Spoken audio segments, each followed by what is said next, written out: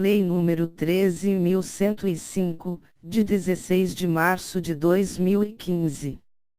Código de Processo Civil. Parte Geral. Livro 1. Das Normas Processuais Civis. Título único. Das normas fundamentais e da aplicação das normas processuais. Capítulo 1. Das normas fundamentais do processo civil. Artigo 1º. O processo civil será ordenado, disciplinado e interpretado conforme os valores e as normas fundamentais estabelecidos na Constituição da República Federativa do Brasil, observando-se as disposições deste Código. Artigo 2º. O processo começa por iniciativa da parte e se desenvolve por impulso oficial, salvo as exceções previstas em lei. Artigo 3º. Não se excluirá da apreciação jurisdicional ameaça ou lesão a direito. Parágrafo 1º. É permitida a arbitragem, na forma da lei. Parágrafo 2º. O Estado promoverá, sempre que possível, a solução consensual dos conflitos. Parágrafo 3º. A conciliação, a mediação e outros métodos de solução consensual de conflitos deverão ser estimulados por juízes, advogados, defensores públicos e membros do Ministério Público, inclusive no curso do processo judicial.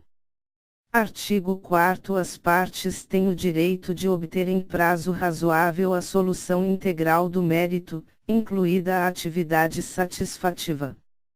Artigo 5º. Aquele que de qualquer forma participa do processo deve comportar-se de acordo com a boa-fé.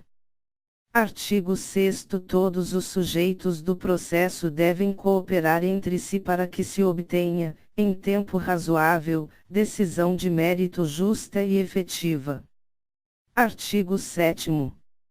É assegurada às partes paridade de tratamento em relação ao exercício de direitos e faculdades processuais, aos meios de defesa, aos ônus, aos deveres e à aplicação de sanções processuais, competindo ao juiz zelar pelo efetivo contraditório. Artigo 8º.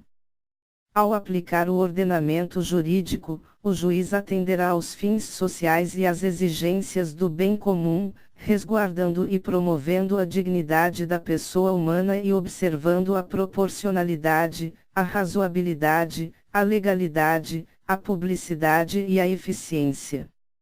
Artigo 9º.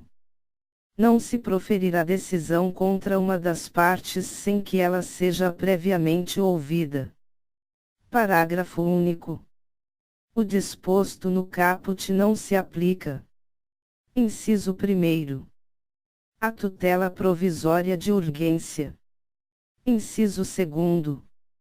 As hipóteses de tutela da evidência previstas no artigo 311, incisos 2º e 3º.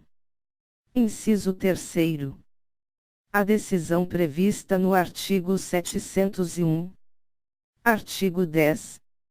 O juiz não pode decidir, em grau algum de jurisdição, com base em fundamento a respeito do qual não se tenha dado às partes oportunidade de se manifestar, ainda que se trate de matéria sobre a qual deva decidir de ofício. Artigo 11. Todos os julgamentos dos órgãos do Poder Judiciário serão públicos, e fundamentadas todas as decisões, sob pena de nulidade. Parágrafo único.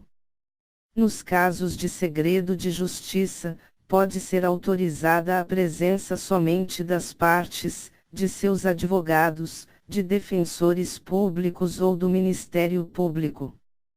Artigo 12.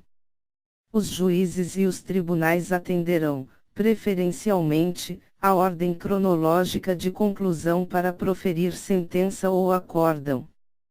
Parágrafo 1. A lista de processos aptas a julgamento deverá estar permanentemente à disposição para consulta pública em cartório e na rede mundial de computadores. Parágrafo 2º. Estão excluídos da regra do caput. Inciso 1º. As sentenças proferidas em audiência, homologatórias de acordo ou de improcedência liminar do pedido. Inciso 2º. O julgamento de processos em bloco para aplicação de tese jurídica firmada em julgamento de casos repetitivos. Inciso 3º. O julgamento de recursos repetitivos ou de incidente de resolução de demandas repetitivas. Inciso 4º. As decisões proferidas com base nos artigos 485 e 932. Inciso 5º. O julgamento de embargos de declaração. Inciso 6º. O julgamento de agravo interno. Inciso 7º. As preferências legais e as metas estabelecidas pelo Conselho Nacional de Justiça. Inciso 8º. Os processos criminais, nos órgãos jurisdicionais que tenham competência penal. Inciso 9º. A causa que exija urgência no julgamento, assim reconhecida por decisão fundamentada. Parágrafo 3º. Após elaboração de lista própria, respeitar-se-á a ordem cronológica das conclusões entre as preferências legais.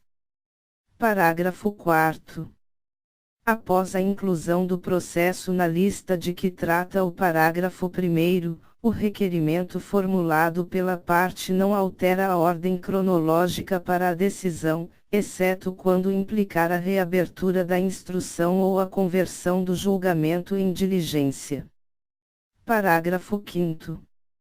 Decidido o requerimento previsto no parágrafo 4º, o processo retornará à mesma posição em que anteriormente se encontrava na lista. Parágrafo 6º. Ocupará o primeiro lugar na lista prevista no parágrafo 1º ou, conforme o caso, no parágrafo 3º, o processo que: Inciso 1º. Tiver sua sentença ou acórdão anulado, salvo quando houver necessidade de realização de diligência ou de complementação da instrução. Inciso 2º. Se enquadrar na hipótese do artigo 1040, inciso 2º.